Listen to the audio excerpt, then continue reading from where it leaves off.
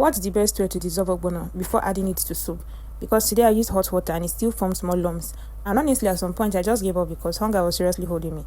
So here is how it went down. I had some leftover ogbono at home, and instead of letting it waste, I said let me manage it into something nice. First thing I did was to toast it gently on low heat, just to dry it a bit before blending it in my blender. Then I brought out my beloved panla fish. Someone left a comment on one of my videos saying, at the rate you're eating panla, they should sponsor you. And honestly, they're not wrong.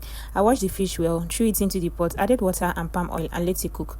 Meanwhile, I picked my crayfish like a proper village girl apina, used my hand grinder to blend it, and added it to the pot alongside seasoning cubes, dry pepper, and salt to taste.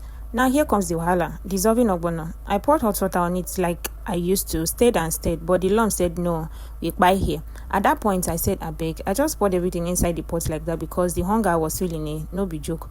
I shall use my spoon to press it inside the pot. At this point, I stood there looking at the soup like, waiting be this.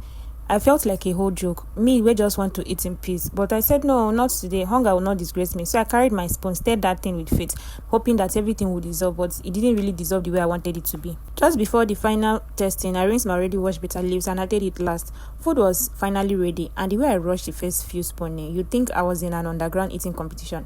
Anyway, that's how leftover ogbono turned into dinner for me today. Thank you so much for sticking around. And if you're not following me, make sure to give me a follow. And I'll see you in my next vlog. Bye!